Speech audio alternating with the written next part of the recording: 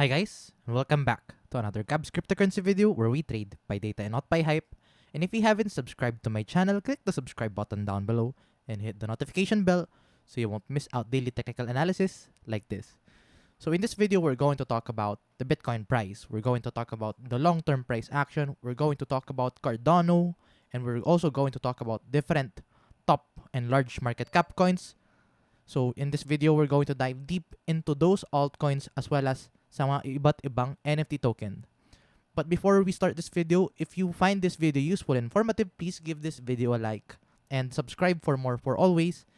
And yeah, if gusto nyo makakuha ng up to 2,000 US dollars of bonus dito sa ating mga trades, you can actually register at Femex. So you will actually find Femex in the description down below. So you can claim up to 2,000 US dollars of trading bonus by just signing up. You only have 15 hours left in order to claim this 2,000 US dollar bonus. So yeah, kung gusto niyo siya i-claim, kunin niyo lang siya guys sa description down below. And also if you want to trade MEXC, you can also claim bonuses dito dun sa ating mga trading fees. So yeah, the link is in the description down below. So if you want to claim those bonuses, register lang kayo using my link. So yeah, let's dive into this video. So let's dive in first with the Bitcoin price action for the short term. So right now, actually sa Bitcoin price, let's look at the 4-hour time frame. So right now, nagpo-form tayo ng panibagong pattern right now for the Bitcoin price. And it is actually this rising channel. So let's look at this rising channel. So a rising channel is basically a continuation pattern lang. So it would more likely play something like that lang. So sa ngayon, pretty much bullish yung movement natin ngayon. May mga major warnings nga tayo kailangang pag-usapan mamaya. Pero for the short term, I think it's pretty bullish for the Bitcoin price. And let's look at the indicators. So for the indicators, mapapansin nyo guys, nagde-decline yung ating MACD. So nagde-decline yung MACD natin. So makikita mo siya dito. Declining yung MACD in the 4-hour time frame. You can also check this RSI din. Sa RSI din natin, somewhat nagde-decline tayo if you're going to continue this trend from this rising channel. So, this is actually a bad sign for the Bitcoin price. Pwede pa actually umakit yung price natin at nagde-decline pa din further yung ating Bitcoin price. That's possible kasi remember, a bearish divergence is an increasing price with a declining RSI. So, possible na mag-continue pa din to, umakit pa din o umakyat. Yun nga lang, ang bad news doon is we might expect a bigger correction anytime soon in the future if mag-continue pa natin itong bearish divergence. And in fact, if you're going to zoom out and look at the daily time frame, you can actually see, diba itong rising channel, you can actually notice na ang laki ng bearish divergence natin na nag-continue pa din hanggang ngayon. And check this one out guys. The last time na nagkaroon tayo ng ganung kalaking bearish divergence, look at this. This one is a very big bearish divergence. So, bearish divergence siya.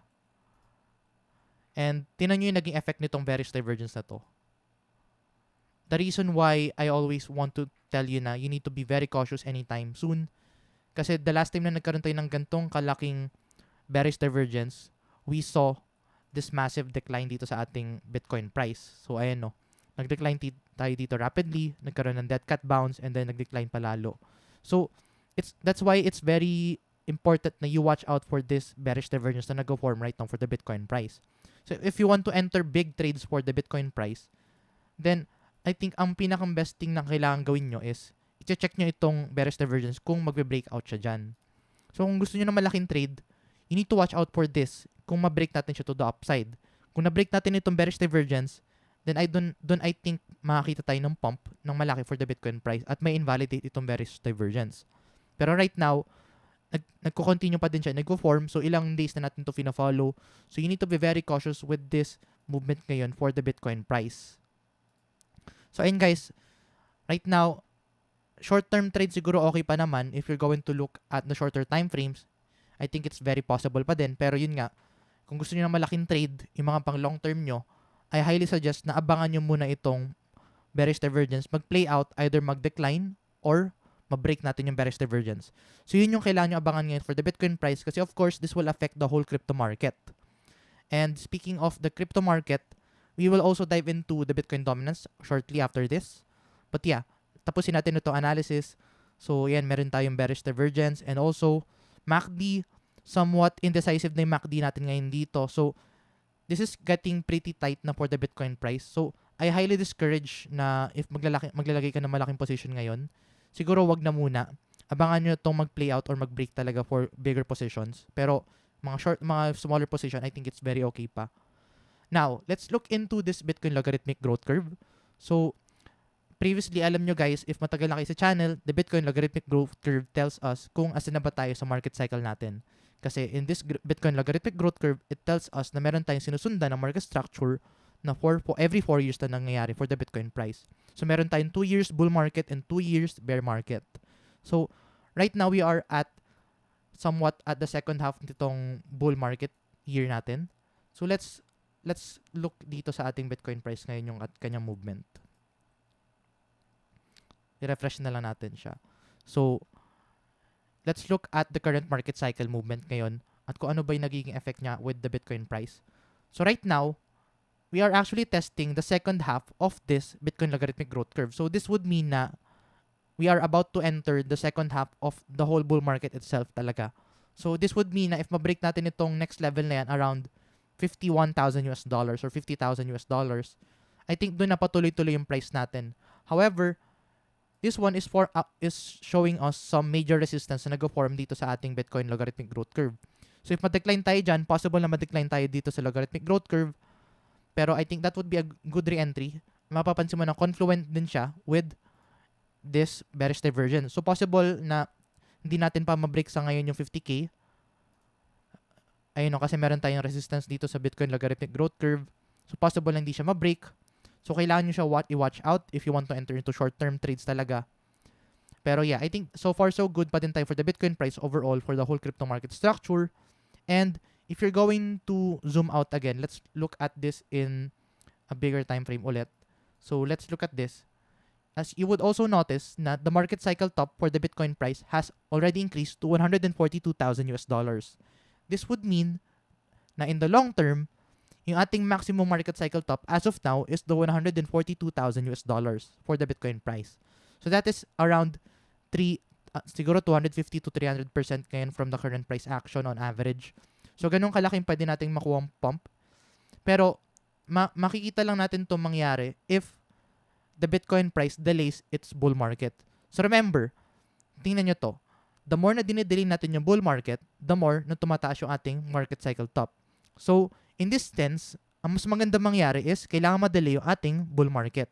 So, dapat from time to time makuha tayo ng correction kasi the more na mas may correction tayo, the more na tumataas yung ating market cycle top. And do we have any evidence or data model na nag-suggest na totoo yung ganitong movement? Yes, we do. Let's look at historical data for the 2017-2018 Bitcoin market cycle. So, bakit ba mahalaga tingnan to guys? Kasi of course, the altcoin market will always be dependent on the Bitcoin price action din. So, kung meron ka din mga NFT games or NFT tokens or meron kang altcoins na paboritong sinusundan, of course, this Bitcoin bull market will help altcoins mag-pump dito sa ating crypto market space. So, let's look at this. Tingnan nyo to guys. Kung tumuloy-tuloy yung pump natin kay Bitcoin within this, let's say nag-parabolic pump tayo dito kaagad, ang market cycle top lang sana nun is 14,000. Pero, tingnan nyo to guys. Nade-delay yung bull market natin from time to time noong 2017-2018. And if you're going to look at this, the more na dinedelay natin yung bull market, the more na tumataas yung ating market cycle top. And because of that, umabot tayo ng 19,000 peak dito sa ating Bitcoin logarithmic growth curve. So, this would mean na the more na dinedelay ating bull market, the more na tumataas yung ating market cycle top. This means the time is on our side. So yeah, that's for Bitcoin and yeah, let's move into altcoins naman. So let's move on first with Ethereum. So speaking of altcoins, let's move into Ethereum. So I think right now Ethereum is relatively moving sideways. So let's look at this chart muna. So let's hide the moving averages and delete the Fibonacci first. So if you're going to look at this data right now for the Ethereum chart, Ethereum is relatively moving sideways. So, this would mean na at this level, Ethereum is somewhat consolidating furthermore. And this is somewhat good kasi, remember, when Ethereum is consolidating, yung ating pump malilipat sa ibang large cap coins like Cardano, BNB, Polkadot, or any other altcoins na within the large cap. So, maganda yung ganitong movement kasi, tingnan nyo to guys. The more na nagko-consolidate si Ethereum, habang nagko-consolidate si Bitcoin, doon tumataas yung ating large cap coins, such as Cardano. So, let's look at Cardano regarding Cardano naman. Kasi alam ko marami din excited sa inyo sa Cardano. So, yeah, let's look at this movement for Cardano. So, dati, nung nagpa-pump si Ethereum, tingnan nyo to guys. Nung nagpa-pump si Ethereum, ito, this pump, nung nag-pump si Ethereum, nagde-decline si Cardano against Ethereum.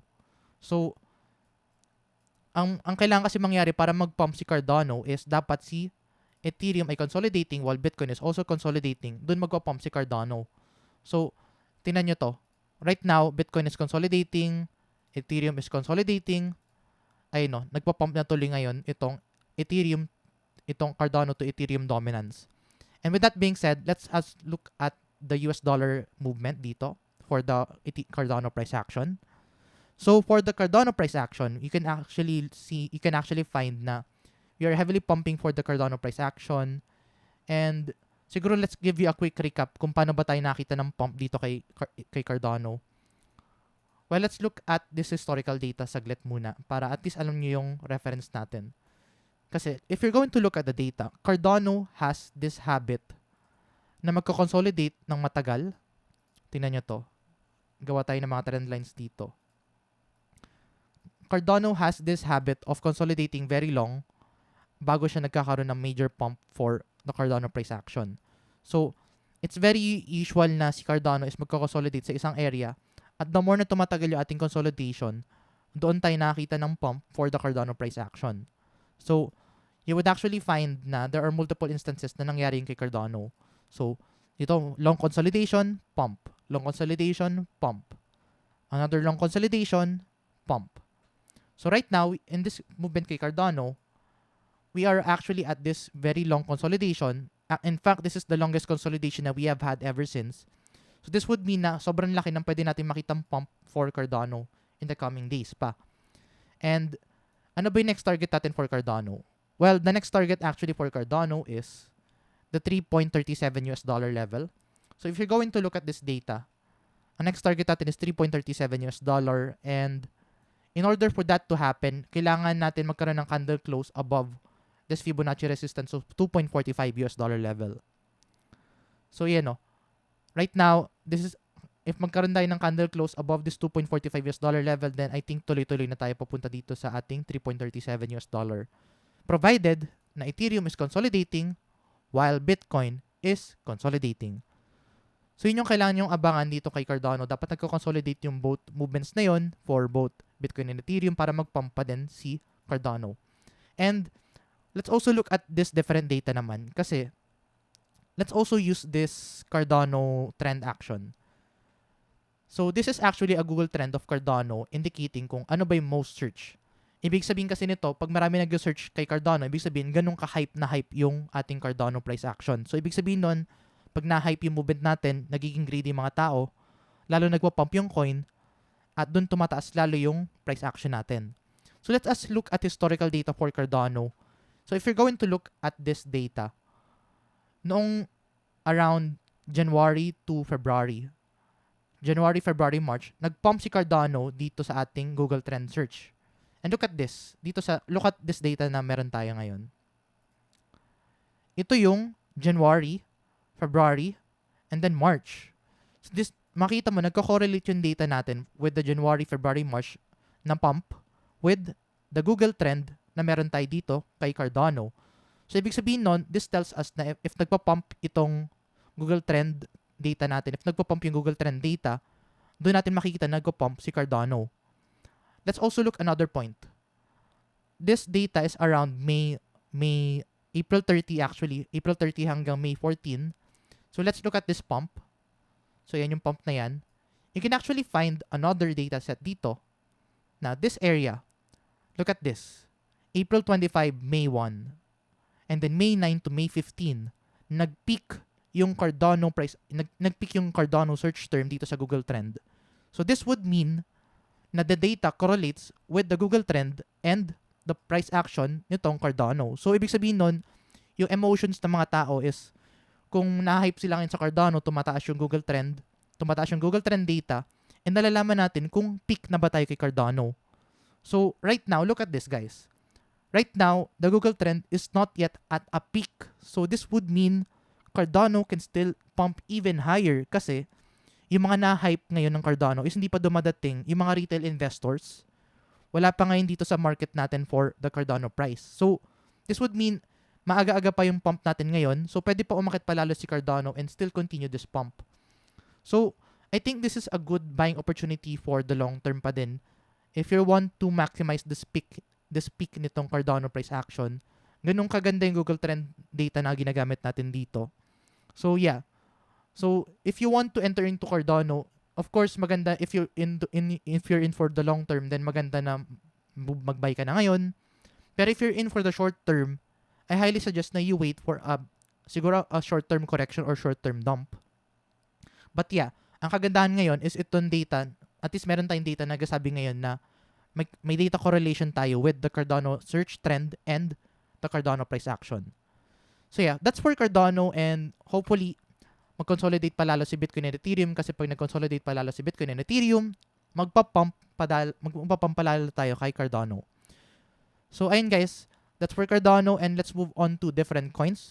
Also guys, if you want to support the channel, you can also leave a donation dito sa YouTube channel. You can also click the dollar sign dito sa YouTube super chat natin.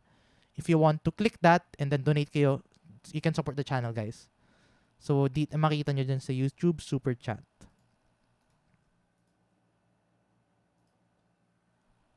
So di ba napansin nyo guys, heavily focused tayo sa data itself at hindi lang tayo puro hype. So yeah, ganun kaganda yung data with the Cardano price action, ganun kaganda yung data ng Google Trend, ganun kaganda yung data ng altcoin season. Nakikita nyo kung paano natin navigate yung market is through the data itself at hindi sa hype. So now let's move on to different top market cap coins. Siguro mamaya guys, stay tuned kayo dito, mag-take in tayo ng suggestions nyo ng mga iba't ibang altcoins. So comment lang kayo ng comment dyan guys ng mga altcoins na gusto nyo i-suggest, tapos dadaanan natin sila mamaya. So let's look at next top market cap coin. So nadaanan natin si Bitcoin, nadaanan natin si Ethereum, nadaanan natin si Cardano. Next, daanan naman natin si Bnb. Kasi look at this, Bnb is currently the top 4 market cap coin. And yeah, after noon, meron tayong XRP, Dogecoin, Polkadot, Solano. Actually, ito yung, ngayon ko lang ito napansin, itong Solano na nag-top 10 dito sa top market cap coin. So, ibig sabihin nito, I think Solano is looking very bullish for the very long term na. Kasi tingnan nyo to, na-replace ni Solano si Litecoin at si Chainlink dito sa top 10. So, this is actually a very good news for Solano. So, this is somewhat of a bullish news kay Solano kahit papano. But yeah, pasadahan natin siya mamaya. Daan muna tayo sa BNB. So let's look at the BNB price action muna. Let's search for BNB. So regarding NFT token, dadaan natin sila mamaya mga NFT token. So susundan natin siya mamaya. So right now, this is for the BNB price action. Let's look at the current data right now. So for BNB, let's look at another bigger time frame. Let's look at the resistance na nag-form ngayon. So this is actually a resistance. Let's look at the support. Do we see any support? Well, right now, wala tayong other major support. So siguro, right now, I think BNB is somewhat following the Ethereum price action. Mukhang ganun yung nangyari ngayon kay BNB. But let's look at the data. Look at this. The MACD is somewhat forming this possible bullish cross. So, possible na mag-pump tayo kay BNB if mag-cross tayo dito. And look at this. RSI is also not overbought nor oversold. So, yeah, possible na umakit tayo kay BNB if masustain natin if let's say mag-pump palalo si yung mag-decline or let's say mag-dump yung Bitcoin dominance dito sa sa crypto market. Pero yeah, BNB is looking healthy right now. Siguro kung gusto ko pa mag-consolidate palalo si BNB para mag-pump tayo. Pero, yeah. BNB is right now looking healthy dito. let's look at the long-term movement kay BNB ngayon. Ano ba yung next milestone natin at next target areas to watch out for? Well, let's draw a Fibonacci resistance dito. So, Fibonacci resistance, a Fibonacci retracement, what I mean, and then, ito. So, right now, itong area na to, anong area ba to? 457 US dollars, 455 US dollars is a strong BNB resistance right now. So, tingin ko, possible na mag-pump si BNB dito if ma-break natin itong 455 US dollars. Kailangan natin ng daily close above this in order for us to see a BNB pump. So, possible na mag-pump si BNB kasi tinan nyo, i-delete natin tong resistance. Ayun no, may Fibonacci level tayo na nagko-form dito. So, very exact siya dito. And look at this. May Fibonacci levels tayo dito na dalawa na nag-form actually. So, this would mean na our next technical target for BNB, if ma-break natin yung 455, is actually 508 US dollars. Ganun kalaki yung magiging next movement natin for BNB if ma-break natin tong 453 US dollars or 455. So yeah, yun yung kailangan nyo watch out again for BNB. Right now, hindi overbought nor oversold yung price action natin kay BNB. So, somewhat okay siya. For the daily time frame, we are overbought. But yeah, siguro yun lang kailangan nyo i-watch out dito for the BNB price action overbought. However, in a bull market, pwede kasi tayo mag-remain overbought habang nagwa-pump pa din lalo. So, yeah, possible na yun yung mangyari doon. Pero ayun, mataas pa yung potential natin for BNB. Let's look at another altcoin naman. Let's look at XRP. XRP is top 6. And XRP is not looking healthy dito sa ating movement, dito sa top 10. In fact, sa buong top 10 coins natin, XRP is yung worst performing coin as of now. So, let's look at XRP.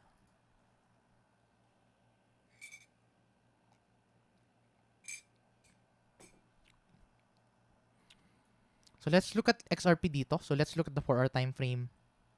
And delete natin yung lumang Fibonacci retracement natin. So, for XRP, let's look at the Fibonacci retracement ngayon at tingnan natin yung kanyang support and resistances for XRP. So, actually, maganda yung movement natin ngayon kay XRP. Let's look at this in the daily time frame. Kasi kay XRP, meron tayong major resistance na nag-form dito. So, ito. May major resistance tayo with this 1.24 US dollar area. So, siguro ang kailangan mangyari is kailangan natin ma-break itong 1.24 US dollar area in order for us to see a pump to 1.41 US dollars area. So, yeah. If ma-break natin to, then I think pwede tayo makita ng pump for 1.41 US dollar area. If you're going to look at the RSI, hindi overbought ngayon si XRP, so possible na pwede tayo mag-pump with XRP. Anytime, siguro hindi ngayon, pero in the coming future pa. Kasi hindi na siya overbought, so pwede na siyang, kahit pa paano, na-reset kahit pa paano yung RSI natin in the daily time frame. Pero, MACD is about to form this bearish cross, pero momentum pa lang siya, hindi pa siya talaga cross, momentum pa lang ng bearish. So, hindi pa siya talaga bearish. So, somewhat, I think, pwede tayo mag-consolidate pa tayo dito lalo kay XRP if na-reject pa din tayo nitong 1.42 US dollar level. So, if ma-reject tayo dyan, then siguro ang good re-entry is 1.06 US dollar for XRP if you want to enter XRP. Pero ayun, yun yung kailangan nyo i-watch out ngayon for XRP if ever na gusto nyo mag-enter. The 20-day moving average in the daily time frame would be a best re-entry talaga. Next target natin for XRP is actually 1.41 US dollars and then if na-break natin sa 1.41, 1.65 US dollars. So yun yung mga kailangan nyo i-watch out na level dito kay XRP. Let's now look into next coin naman. Dogecoin, sige. Dogecoin. So for Dogecoin, let's open Doge.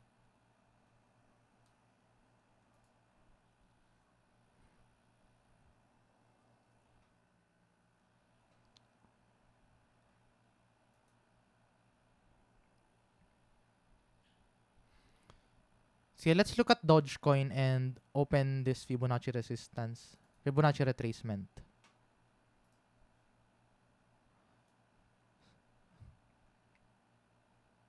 So ito yung maganda kay Dogecoin. So tulad ni Cardano, kasi di ba kay Cardano, meron tayong market structure na nag-form kay Cardano. Meron tayong consolidating area. Yung consolidating area ni Cardano, dun tayo nakita ng pump kay Cardano if ever na-break natin yung consolidation phase niya.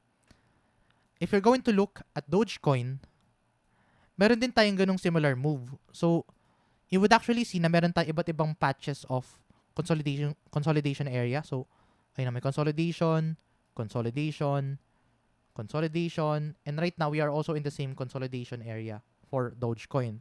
So, if we are forming this very very formal and strict na structure, then I think this would actually look very bullish for Dogecoin for the long term kasi nasusustain natin yung market structure niya.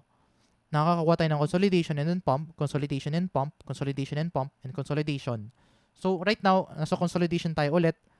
So possible na mag-pump tayo ulit for Dogecoin. Siguro kailangan na natin siguro abangan to kasi tinan mas malaki yung ating consolidation area ngayon. And unlike dati, si Dogecoin dati, yung consolidation natin, hindi naman siya ganun kalaki as compared sa ngayon. So, ibig sabihin, the more na mas matagal yung consolidation natin, baka mas malaki yung pump natin. Pero remember, ang crypto market, nagkakaroon tayo ng diminishing return, so possible na mas maliit na yung returns natin. Kasi diba, unlike dati, tingnan nyo to. This was actually around 137 pump, 137%. Ito, 890. So, from 890%, nag-decline na siya. Hindi na siya 890. 500% na lang siya. So, mapapansin mo, if the more na tumataas yung ating price action, lumilit yung ating possible pump natin for the Dogecoin price action. So, this would mean na siguro mas less na yung pump natin for Dogecoin as compared sa mga dati. Kasi nagkakaroon tayo ng diminishing returns. Pero look at this. If you're going to follow the Fibonacci retracement, ang next target natin, ang pinakang peak natin ngayon na pwede natin makita for Dogecoin is $1.38.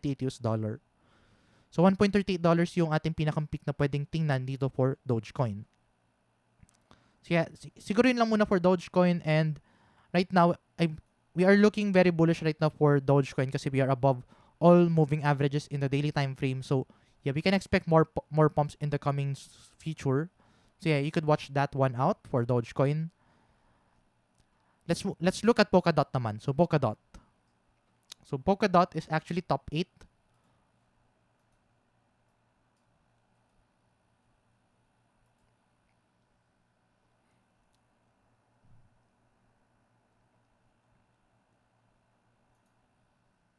So, for Polkadot, naglalaro to within actually sa Ethereum, sa Cardano network siya actually .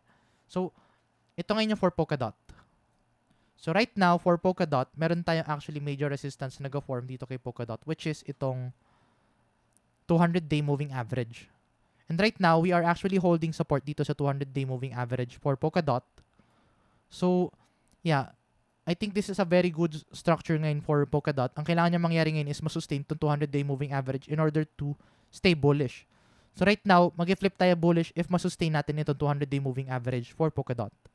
So, ang magiging bad news lang natin dito is, let's say nag-decline si Bitcoin. Possible na mag-decline si Polkadot at hindi natin masustain yung bullish action natin kay Polkadot. So, ang kailangan mangyari ngayon is masustain yung 200-day moving average dito sa daily time frame for Polkadot. And if masustain natin siya, ang kailangan natin ma-break is actually the $29.9 level. So, yun yung kailangan natin i-break dito kay Polkadot, $29.9 level, and kailangan niya masustain yung 200-day moving average. So, if na-break natin is $29.9, then our next target is actually the $34.5. So, yun lang naman for Polkadot. And then, siguro lastly, let's look at Solano. Kasi alam ko marami din sa inyong gusto ng Solano. So, for Solano, let's open a Solano chart. So, yun guys, if you want to support the channel, you can also leave a donation dito sa ating YouTube Super Chat. You can find the $ down below. You can just click the YouTube Super Chat $ and leave a donation dito sa ating channel. So, yeah, let's look at Solano naman. So, right now, Solano is overbought. Look at this. We are way above the 70 threshold. Pero looking back at the data, Solano can actually maintain pumps na even though na above the the 70 threshold kay RSI.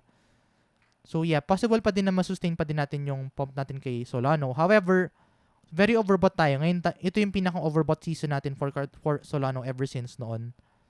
Let's look at the 4-hour time frame naman. Tingnan natin yung kanyang current price action.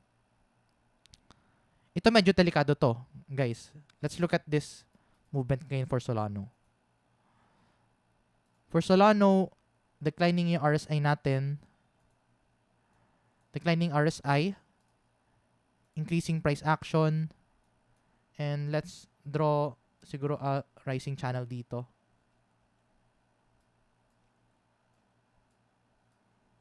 So this is not looking good for Solano, to be honest. So increasing price action. Meron tayong rising channel. Pero yung RSI natin is rapidly declining. So this is not a good news for Solano if you're going to ask me. Kasi nakita tayo ng bearish divergence. Possible na if mauntog tayo dito sa bearish divergence, then possible na mag-decline dito si Solano. So let's say, i-continue natin tong RSI level at mauntog siya dito. Possible na siguro mag-short-term swing trade ka lang dito sa rising channel and take profit ka dito sa ating rising channel. I think that's a possible move. Pero yeah, right now we are seeing this bearish divergence in the 4-hour time frame and overbought tayo sa daily time frame. So yeah, if you want to follow Solano, I suggest na you need to be very careful with this movement ngayon kasi very overbought siya. And I think siguro mas maganda na magkaroon tayo ng consolidation tayo dito. Right now we are at the 20 moving average dito sa 4-hour time frame. So I think this is a good area for Solano. Pero let's say if na-break natin itong uptrend natin dito at nag-play out itong bearish divergence, then our next support na pwede mong tingnan is this 50 moving average in the 4-hour time frame. So ayun, for Solano, ang kailangan nyo tingnan ngayon is this RSI kasi we are rapidly declining with the RSI level. Pero at the same time, look at this, the 50 moving average is going up. So if you want to re-enter Solano, I highly suggest na you need to watch out for this 50 moving average na bumaba. So yeah, you need to follow this 50 moving average in the 4-hour time frame in order to enter Solano. So ayun guys. So yun lang muna. So yun yung top 10 market cap coins natin ngayon. So now let's move on to NFT tokens naman. Kasi alam ko marami sa inyo nag-aabang na NFT tokens. So actually, the best place to trade your NFT tokens is actually in MEXC. Kasi kay MEXC, you can actually trade different amounts of NFT tokens. So if you want to trade a lot of NFT tokens, you can just enter mxc.com. And of course, if you want to get trading bonuses dito sa ating MEXC, you can actually use my referral link down below, my affiliate link. So makikita nyo siya dito sa YouTube channel ko, sa description. Pakita ko sa inyo yung mga referral ngayon. So pakita ko siya dito guys. So ito guys, you can claim up to $2,000 bonus. Dito sa ating description, makita nyo na meron tayo. May affiliation tayo with Binance, Crypto.com, MEXC, Femex. So if you want to trade different altcoins, Binance is mas maganda. You could use meron tayo actually, you can actually get up to 15% off bonus dito sa ating Binance trading natin if you use my affiliate link. So mas malaki siya as compared sa mga traditional links na 5 to 10%. 15% yung ino-offer ko dito guys. Crypto.com, you can actually earn up to $50 of bonuses dito sa Crypto.com by just taking any coins. So yeah, meron tayo yung interest of up to 14% on stable coins and 8.5% on different coins. So yeah, Crypto.com maganda mag-stake. MEXC, if you want to trade different NFT tokens, especially leverage trading ng NFT tokens, pwede dito sa MEXC.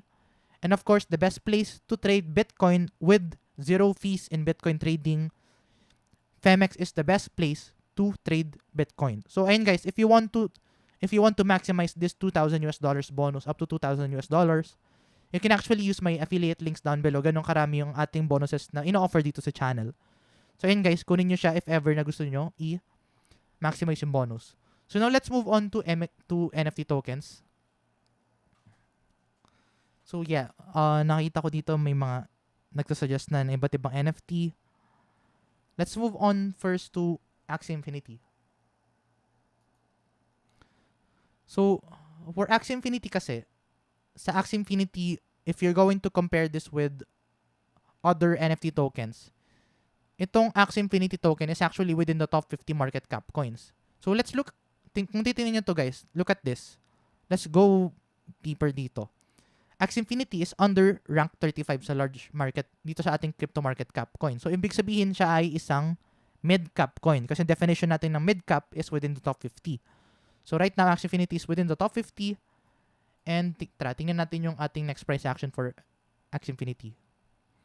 So, previously, ang ating pinag-usapan kay Axie Infinity is kailangan natin ng Fibonacci retracement. So, gawa tayo ng Fibonacci from the highest high to the lowest low. And then, makikita mo yung ating next Fibonacci resistance dito for Axie Infinity. So, actually, ang next resistance natin for Axie Infinity is this 78-79 US dollar area. So, right now, kailangan ma-break ni Axie Infinity itong 79 US dollar area. Pero ang kagandahan dito, guys, look at this. We tested once. Palitan natin yung color. We tested once. We tested twice. We tested thrice. So, I think this could actually break if let's say mag-pump or let's say maging healthy altcoin season natin. Possible na ma-break natin tong resistance na to na 79 US dollar area for the Axie Infinity price action. So, right now, ito yung kailangan nyo tingnan for Axie Infinity. If mababreak natin itong 79 US dollar area dito sa Fibonacci resistance natin. And yeah, kailangan nyo i-watch out siya very closely kasi if mabreak natin siya, then I think we can see a massive pump up to 92 US dollar for 95 US dollars for Axie Infinity. So right now yun yung kailangan nyo i-watch out. And yeah, also one thing to note, previously kasi nakita tayo ng pump if nagtatouch si Axie Infinity within the 100 moving average. So right now, different yung nangyayari ngayon. To 50 moving average tayo nakita mag-akit siya. Pero yeah, pwede natin sabihin na pwedeng umakit si Axie Infinity na ganyan. At the same time, humahabol si 100 moving average. So yeah, that's actually a good thing to watch out for then in the Axie Infinity price action. So ayun, I think maganda yung movement natin ngayon. Maganda din yung market structure natin for Axie Infinity. Especially we are now at a mid-cap coins dito kay Axie Infinity. So yeah, you need to watch out for this $79 resistance if ever na mag-flip bullish tayo kay Axie Infinity. Actually, very bullish tayo for the long term right now kasi of course, we are above the 200 moving average dito sa 4-hour time frame. So this would mean na bullish tayo kay Axie Infinity talaga. So yeah, this is for Axie Infinity. $79, watch out for that level, and 95 US dollars ang next target. If ma-break natin si 95, 105 US dollars ang next target for Axie Infinity. So yung kailangan nyo watch out, and yeah, if you want to enter Axie Infinity, I highly suggest that you always wait for a dip, and the best place to re-enter Axie Infinity is actually by the 220 moving average dito sa 4-hour time frame. So 20 moving average and 50 moving average yung ating good area to enter. Pero if you want to maximize yung ating if it's a good time to enter, kung gusto mo magpasok ng malaking pera ngayon sa Axie Infinity, let's look at the at the RSI. Let's look at the hourly. So if you're going to look at the hourly, it's not actually the best time to buy ngayon. Kasi look at this. Remember, the best time to buy is if yung ating RSI is below the 7, if it's below the 30 threshold. Below or within the 30 threshold. So look at this. The RSI is actually not within or below. It's actually above 30 and below 70. So this would mean na it's not a good time to buy, it's not a good time to sell. So if meron kang Axie Infinity ngayon, I suggest na i-hodl mo siya ngayon at wag mo nyo siya isa-sell. Kasi look at this, hindi siya good selling opportunity ngayon. The good selling opportunity was this time na nagkaroon tayo ng overbought season around siguro earlier today or last night. Naging overbought si Axie Infinity. Nakita natin siya twice naging overbought, so you'd had different selling opportunities for Axie Infinity. But right now, it's not a good time to buy. The best time to buy was actually, kailan ba? Let's look at the data. Yung best time to buy Axie Infinity was actually this around August 15 kung na-maximize nyo itong area na yan, which is below the 30 threshold, and that's actually $63 US, 64.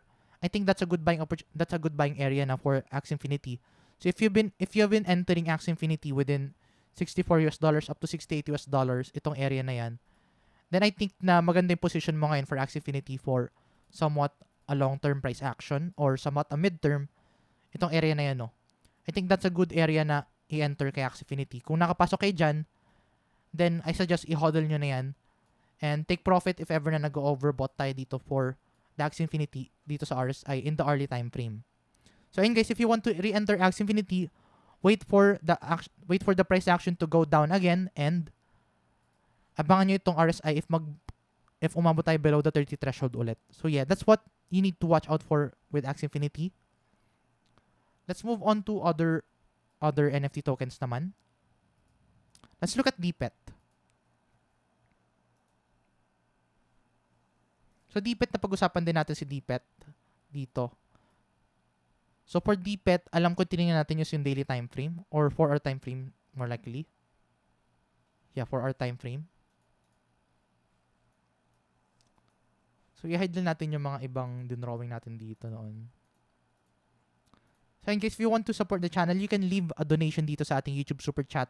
May $sign dyan down below and just click the YouTube Super Chat button, the $sign. So ito, tingnan natin ito si DPET ngayon. Pasadahan na din natin mamaya si SLP.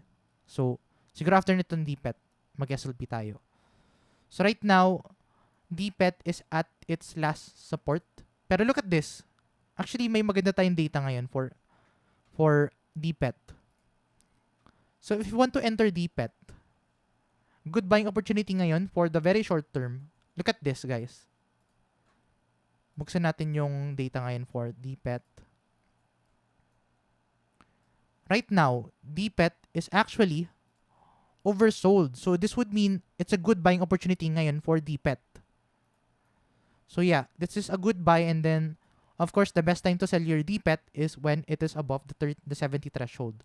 So yung kakagaling lang natin sa 30 threshold, so that means good buying opportunity tayo earlier today kay DPET.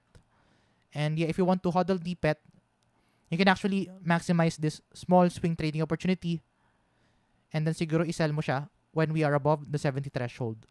So yeah, good buying opportunity to. So yeah, this is a good buy signal for DPET as of the moment. Selling opportunity, I don't think ni maganda mag-sell ngayon. Kasi of course, na-decline. But yeah, meron tayong buy signal dito sa ating RSI. Ganun kasi karami yung nag-sell dito. So yeah, good buying opportunity. And siguro ang good take profit area would be this $6.47 and $7.2 for the very short term kay DPET. So if you want to maximize this DPET movement, then I think you could actually buy and sell dun sa areas na yon. So yeah, ayun, for DPET, that's the thing that you need to watch out for. Let's go back to SLP naman. Pasadahan naman natin ngayon si SLP.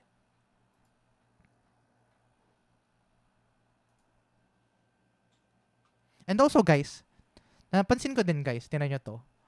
Kasi sa Binance, gusto ko din actually noon i-feature si SLP. Ang problem is, walang Binance features sa SLP. Walang features kay SLP dun sa Binance. Meron pala tayo ditong SLP Futures Trading. So, if you want to short or you want to long SLP, I think MEXC is the best place to short your SLP price action. So, if you want to trade and if you want to short SLP or long SLP, then I highly suggest that you try out MEXC Global Platform. I actually have an affiliate link dito sa description down below. You can check this if you want to register dito sa ating MEXC. Just look at this specific bonus dito sa ating description. So yeah, trade lang kayo dyan guys if you want to trade MEXC and get trading bonuses dito sa ating SLP trading. So yeah, let's look at SLP ngayon.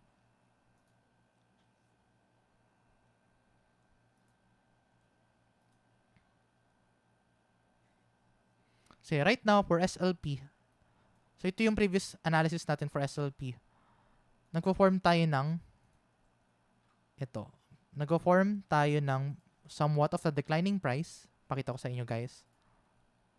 Taasan na natin yung brightness niya. So ito guys, ito yung somewhat of a good news kay SLP. Declining price, increasing RSI. What does that mean, guys? Yung mga matagal na dito sa channel, alam nyo yan, guys. Declining price and then increasing RSI. That is called a bullish divergence. So right now, SLP is forming this bullish divergence na nagpo-form dito. But the question is this going to play out?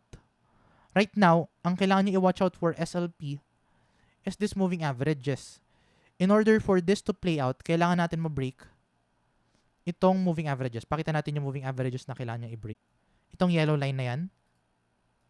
Kailangan nyo ma-break itong 50 moving average and the 100 moving average in the 4-hour time frame in order to flip bullish kay SLP. At the same time, ang kailangan nyo din i-break is actually this falling wedge resistance. And yeah, I think we are starting to form an imminent move dito kay SLP.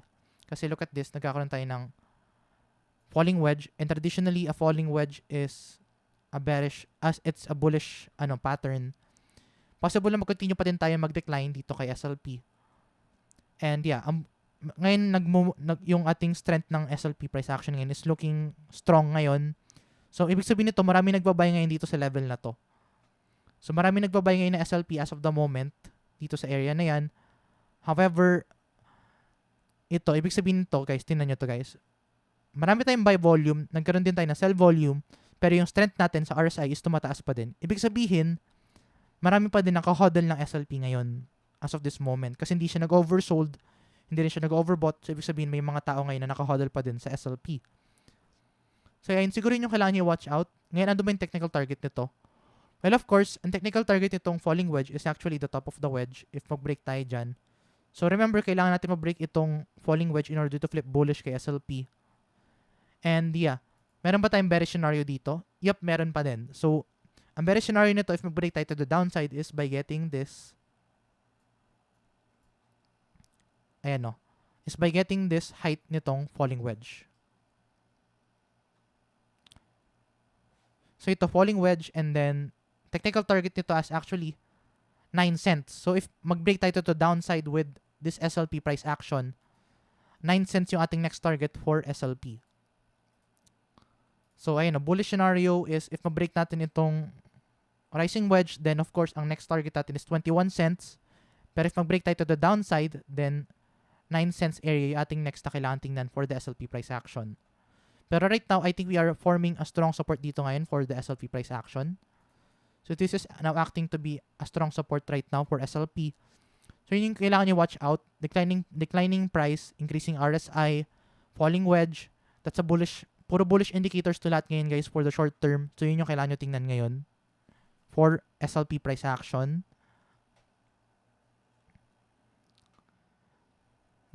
Thanks, Joby Kun for the donation. May tutorial po ba kayo kung paano nyo inaayos or sineset up yung trading view nyo? Yung mga moving averages and doon kung saan banda kayo nagsasell or banda-banda. So, meron ako actually video. So, if you want to know more about those indicators na ginagamit ko, you can actually check dito sa ating Gabs Crypto channel. So, kung gusto nyo malaman kung kailan ba yung mga best buying opportunities, selling opportunities, paano ba yung mga short-term and swing trading opportunities natin na pinapakita ko dito sa channel, you can actually check this Gabs Crypto 101 playlist. So, dito sa Gabs Crypto 101 playlist, free lahat. Nandito, ano ba yung trading platforms na pwede mong gamitin, 4 types of trader, identity mo. Ito, how do I set up my technical indicators for analysis? So, dito nyo makikita kung paano sineset up yung moving averages, RSI, volume, MACD, ayun o, moving averages, relative strength index or RSI, MACD tutorial, how to trade patterns, and using your patterns into different strategies. So, ayun guys, andito lahat nyo, dito nyo makikita kung paano nyo ginagamit yung iba't ibang indicators na ginagamit ko dito sa ating technical analysis. So, ayun guys, kung gusto nyo try, you can check out this playlist. May nakita ko nagsasabi VeChain daw. Sige, pasadahan natin si VeChain. So, for VeChain, let's look at MEXC ulit. So, let's look at VeChain. So, right now, kay MEXC tayo ngayon nagtatrade.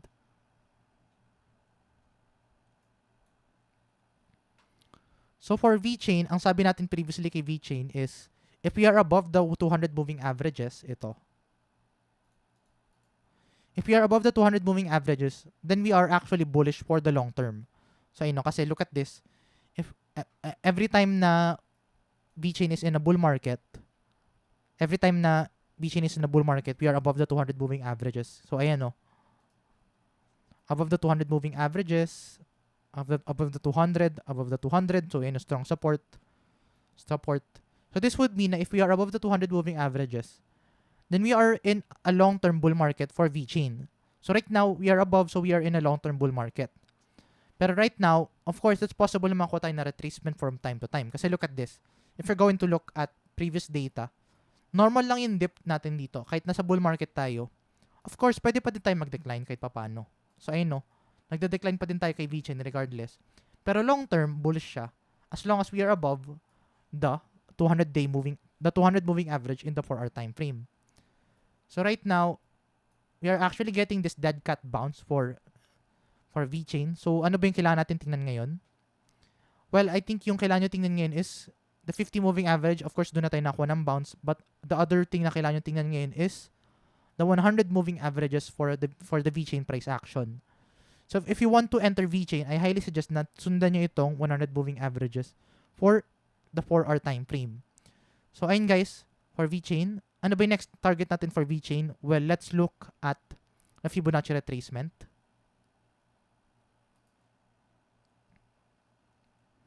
So actually, may resistance tayo nag-form dito kay VeChain, which is itong 14 cents area. So ito 14 cents area kasi if you're going to look at the data kay VeChain, may resistance dyan, resistance once, resisted once, resisted twice, resisted thrice, 4 times. So this would mean na meron tayong strong resistance area right now for the VeChain price action. So, lagyan lang natin siya dito ng area dito para at least meron tayong basis ng resistance for VeChain.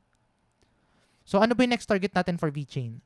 So, if break natin itong 14 cents area, then our next target for VeChain is actually the 16 cents area. So, palitan natin siya ng orange para makita natin. And if ma-break natin siya, ito yung mga kailangan nyo i-watch out ngayon for VeChain.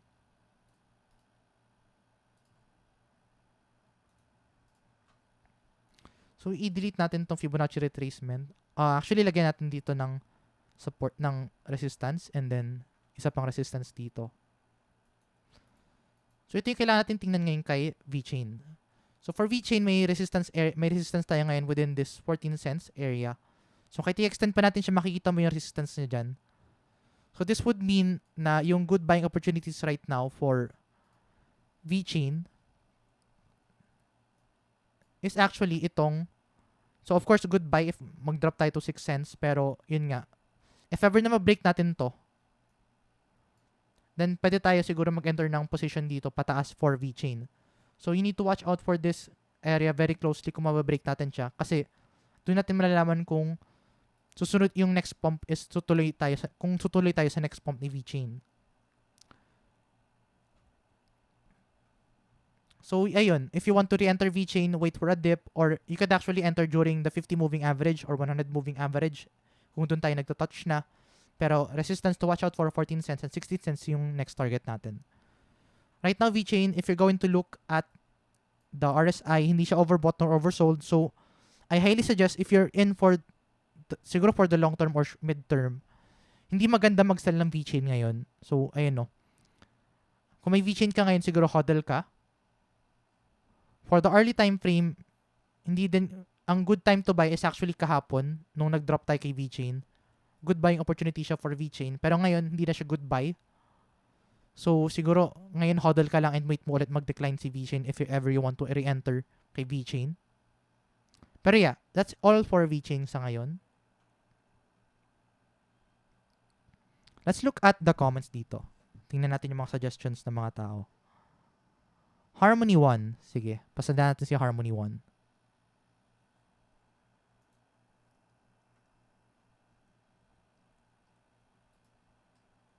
Let's take a quick look dito sa ating price action ngayon. So, for Cardano, we are still playing above this 2.45 area. So, kailangan natin masustain to in order for us to continue the pump.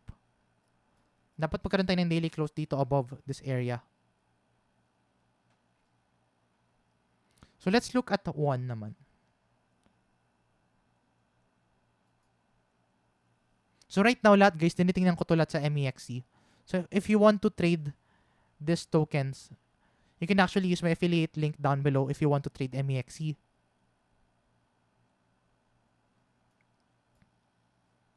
So, this is Harmony 1. So, let's look at the data right now for Harmony 1.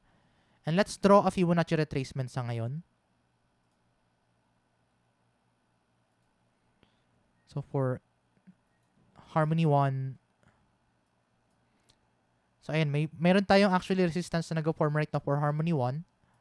And that resistance is actually the 12 cents area. So, gawan din natin siya siguro ng resistance box. Kasi, meron din tayo dito nag-form ng resistance area. So, let's look at this. Kasi if we're going to look at this closely,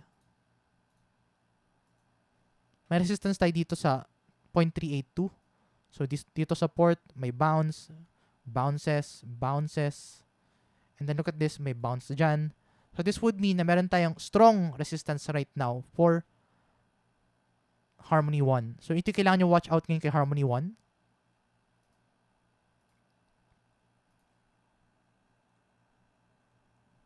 So, kailangan break ni Harmony 1 itong 14 cents up to, itong 12 cents up to 14 cents in order for us to remain bullish kay Harmony 1. Pero right now, tingin ko pwede pa siya umakyat dito sa level na yan. Kasi, siguro kailangan niya siguro ma-break muna. Look at the RSI, hindi tayo overbought nor oversold. So, pwede natin ma-break yan at pwede tayo umakyat for Harmony 1.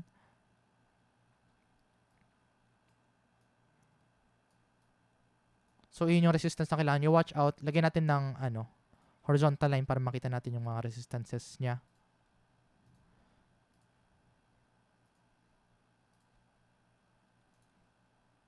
So, let's zoom out dito. So, ito yung kailangan nyo i-watch out ngayon for Harmony 1. Of course, kailangan natin ma-break yung 12 cents area. And if na-break natin si 12 cents, then our next target would be the 14 cents area. 14.3 cents. So, yun yung mga kailangan nyo i-watch out ngayon for Harmony 1. And of course, meron tayong major resistance na nag-form ngayon. So, kailangan nyo ma-break itong resistance area na to for Harmony 1 in order to flip bullish kay Harmony 1.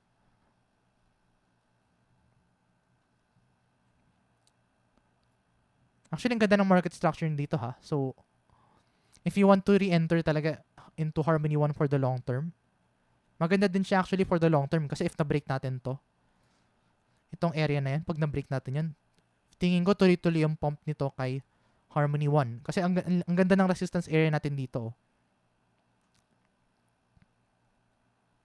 So, kailangan niya ma-break itong 12 cents. Kailangan ng candle close above this area. So, ayun. Siguro, parang gusto ko i-actually enter si Harmony 1 kasi ang ganda ng structure niya dito ngayon. Especially, hindi pa natin siya na-break. So, if na-break natin to, then tingin ko malaki-laki yung pump na makikita natin for Harmony 1. So, yeah, that's for Harmony 1. Let's look at other coins naman. Tingnan natin yung suggestions nyo. Zune. Sige. Sakto, nandito tayo. Zune.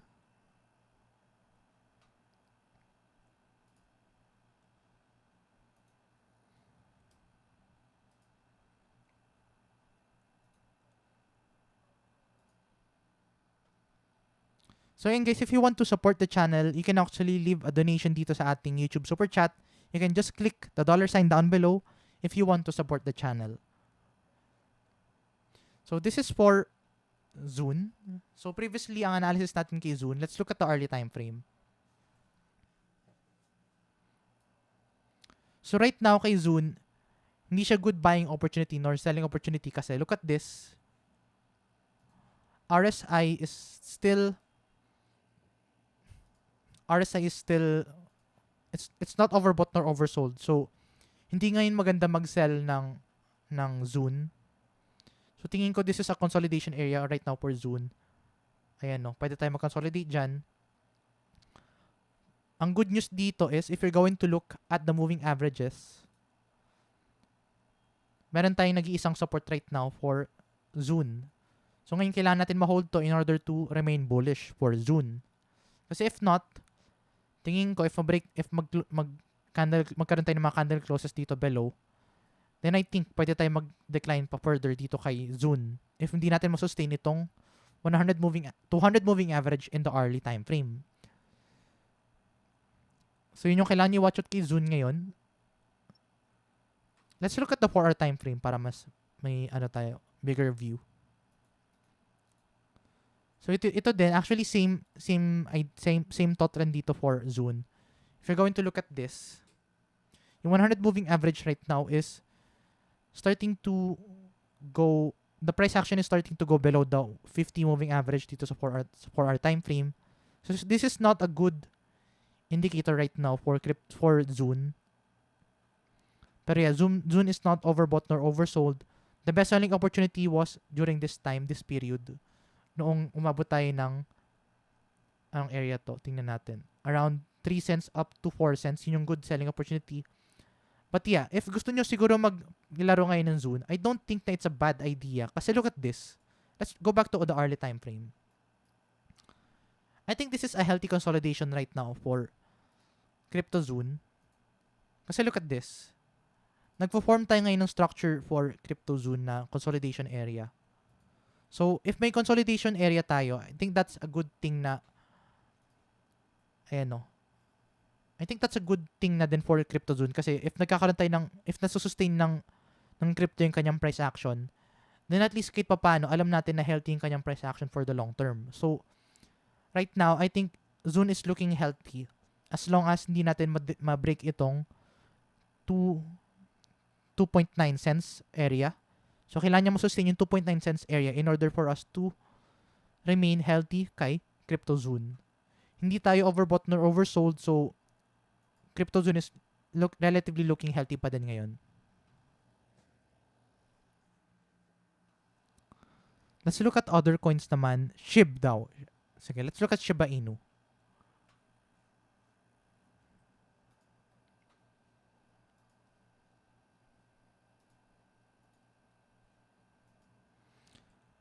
So for SHIB, let's look at dito ulit.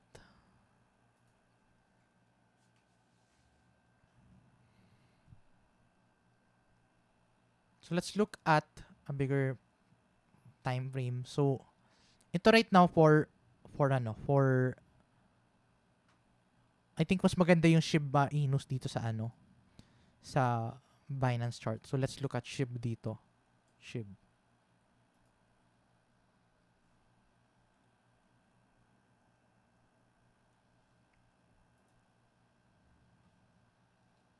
Thanks Izizu for the support. Thanks for the donation.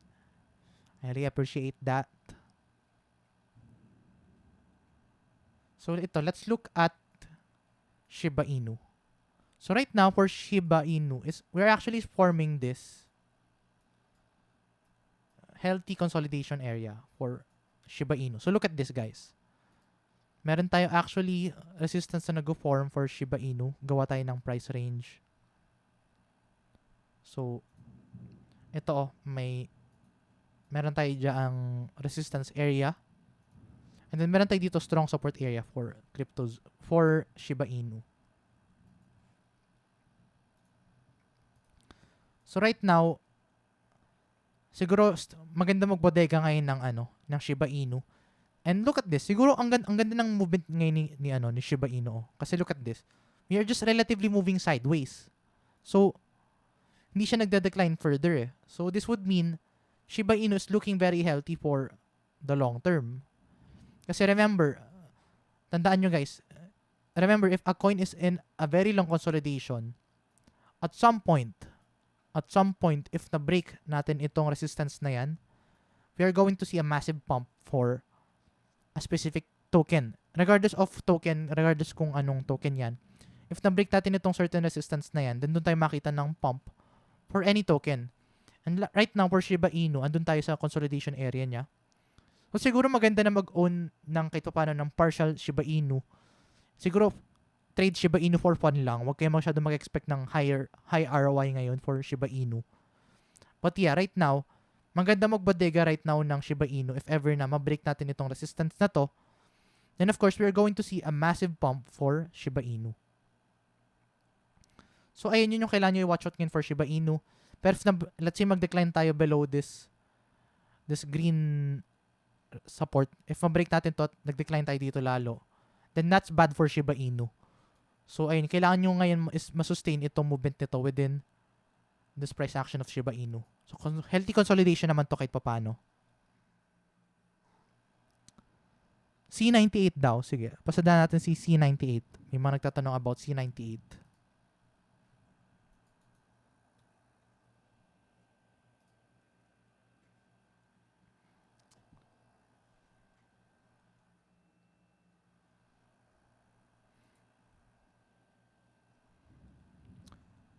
So guys, if you want to trade different altcoins, if you want to trade Bitcoin and gusto nyo ma-maximize yung zero fees with Bitcoin, I highly suggest na you trade with Femex and you can get up to $2,000 bonus dito kay Femex.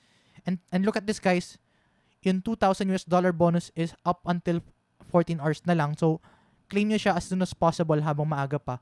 Siguro ang pwede mong gawin is maglipat ka muna ng iyong amount from Binance dito kay Femex and then para lang maklaim mo yung iyong $2,000 bonus. So pag naklaim mo na siya, siguro ayun, pwede mo na i-trade siya dito or siguro i-play mo siya.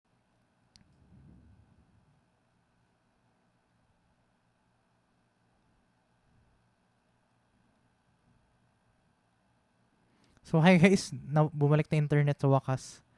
Nagkakaroon ng malakas na ulan dito right now sa Makati.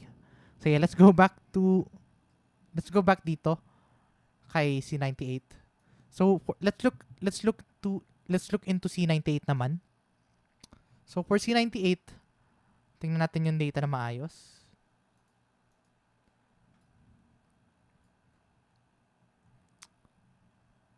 Siguro right now pwede natin tingnan is the moving averages. Let's look at the moving averages in the 4-hour time frame. Right now, medyo overbought. So I think it's good na mag-expect ka somehow ng consolidation right now for C98.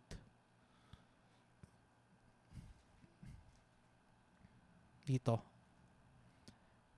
Ito. Diyan. Medyo late na for C98 kasi nag-overbought na tayo kay C98 oh. Ayun. Yung RSI natin above the 70, overbought siya. And nag-form tayo ng bearish cross. Momentum na magkaroon ng bearish cross for C98. So, possible na magka-consolidate tayo dito kay C98. So, look at that. Siguro ang best re-entry right now for C98 is actually best re-entry is the 20 moving average in the 4-hour time frame. Let's look at the hourly time frame. So, if you're going to look at the hourly time frame, hindi ngayon maganda mag-enter for C98 kasi hindi siya overbought nor oversold. So, if mas maganda mag-enter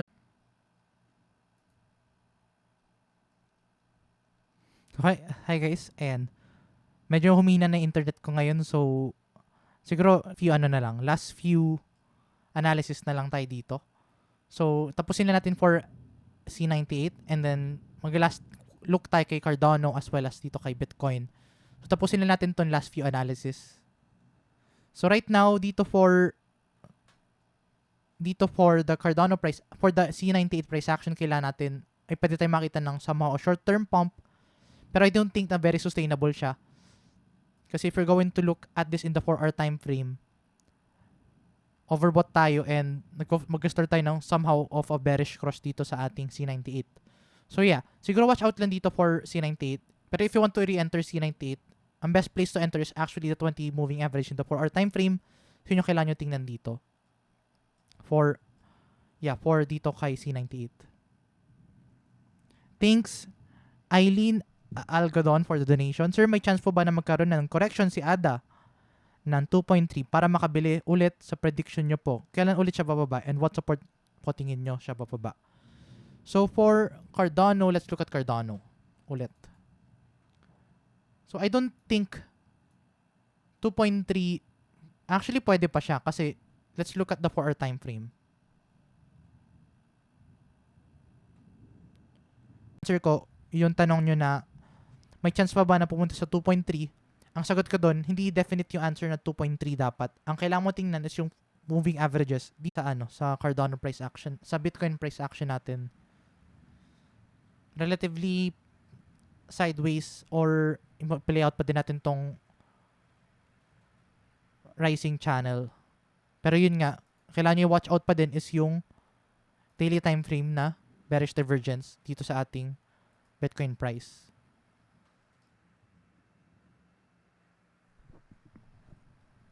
So anyway, i-end.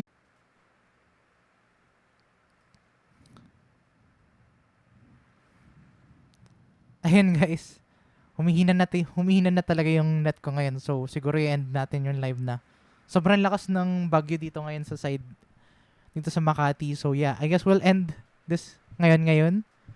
So thanks guys for watching this video, and yeah.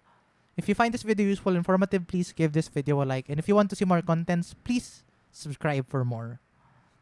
Tingnan natin, shoutout lang sa mga nanonood pa dito. Marie, Moises Conta. O nga Sheila may problem na yung net dahil dito sa ang lakas ng bagyo na dito as in sa Makati. Grabe ulan. And guys, if you want to see different analysis na pinag-usapan natin kanina, lakas na. If you want to see yung mga analysis na pinag-usapan natin kanina, you can actually just scroll back dito sa ating video. Pwede nyo scroll back lahat yung napag-usapan nating analysis. If ever na gusto nyo makita analysis like SLP, Axie Infinity, Polkadot, andun lahat dito sa comment natin, and dito lahat sa videos natin. So just scroll back if you want to check a specific part of this video. So quick shoutout lang dyan. Shoutout kay Sean Olays, shoutout kay Big Ben, shoutout kay Lawrence Gino Royo, shoutout kay Lancelot Oleriano, shoutout kay Jihad and Mary and Chanloy Park. So yun guys, let's end this video, and ayan, siguro end natin in 5 minutes. Last quick look lang tayo dito sa Bitcoin price. So tandaan nyo, kay Bitcoin price meron tayo ditong bearish divergence na nag-form. So yun lang kailangan nyo watch out for the coming days. So I highly suggest na if meron kayong malaking trades, abangan nyo muna to mag-play out. Siguro maliliit na trades lang ipasok nyo ngayon kasi ang laki nitong bearish divergence na nag-form for the Bitcoin price. So if you want to enter into any trades ngayon, I highly suggest na you wait for this to either na kailangan nyo ma-break to or mag-decline tayo. So yun yung kailangan nyo muna abangan for the Bitcoin price and for the whole crypto market. So yun guys, let's end this video and I'll see you in the next video. So bye-bye for now.